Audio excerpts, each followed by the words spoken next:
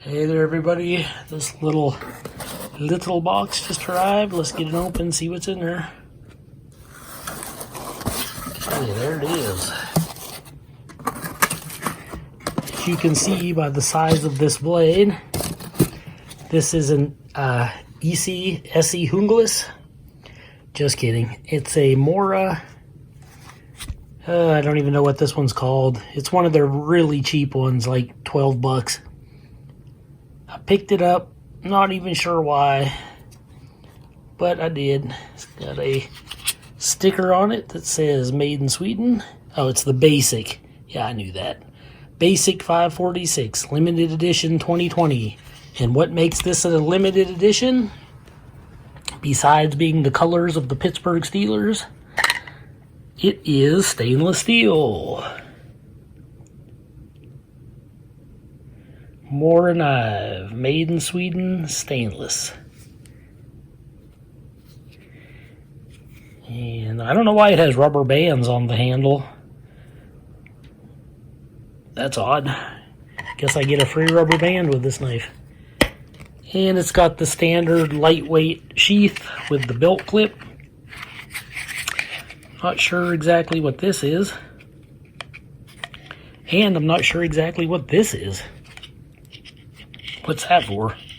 If anybody knows, let me know. That's a thumb ramp there. What's that?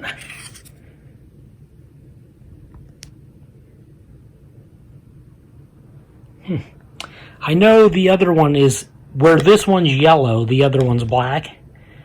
And then where this one's black, it's yellow. And that's the carbon version of this knife. It's just they got the colors reversed, but they look so similar. But let me get this rubber band off. Okay, that's off. It just feels like a hard plastic. Pretty sure it's just a short partial tang, like the old school, more affordable Moras are. But the thing I like about them is they come sharp. This has kind of a rounded, smooth spine, so it's probably not going to strike a ferro rod very good. But let's check this sheath out again real quick. It's got a weep hole in there for draining water out. Super lightweight. This thing feels like it might float away. It's so light. But the knife ain't much heavier either. It's pretty light. Let's see some size, get some measurements, and see if it cuts paper. Okay. You're looking at 3.5 inches for the cutting edge for the blade. And a nice 8 inches overall. And just the handle itself is about 4.5 inches. So thickness, a little over 1/2 of an inch. About 3/4 of an inch thick. Not thick this way, thick this way. And it's only about, what, 1/8 of an inch thick, if even. So, those are the measurements. Okay. Now, I hate to even say it, like, to see if it'll cut paper, because if it's new and it's a Mora, it's going to cut paper. So, you can see this side's not cut. Oh, yeah. Moras are just sickening for how truly sharp they arrive.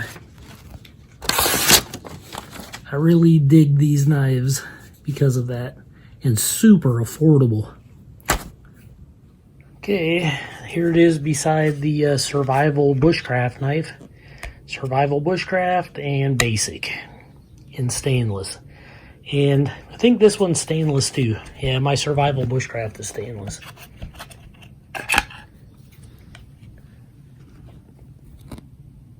Yep. This one definitely has more weight to it, you can tell. But here's the size comparison.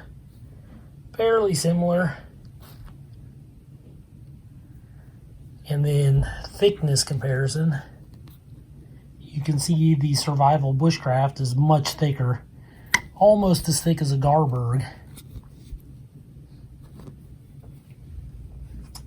Yeah, real nice.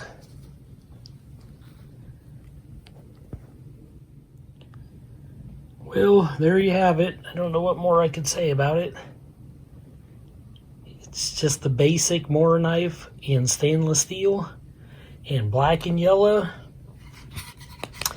Who doesn't like black and yellow? And you can get the carbon version in black and yellow. It's just that the colors are reversed, but the sheath is still yellow.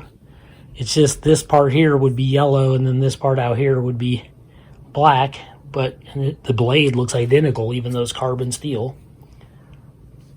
But I don't know why. For certain knives that I don't really feel like spending too much time taking care of, like a cheap $10, $12 Mora, I kind of like this, often like the stainless ones, because even if they get wet, I don't have to worry about it. Like, rarely do I ever have any rust issues or anything like that with stainless steel. Seems like the older I get, the more it grows on me.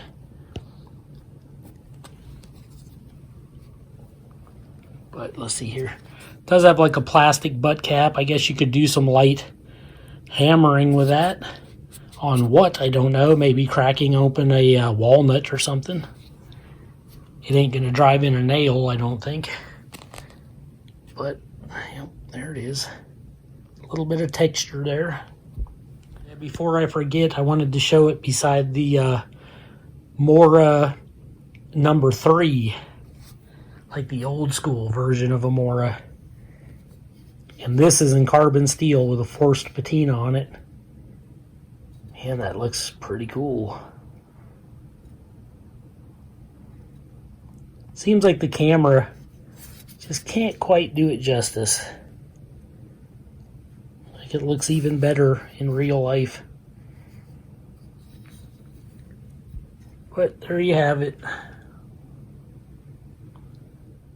That's all I have for this knife review and unboxing. This is Joe Doomsday signing out.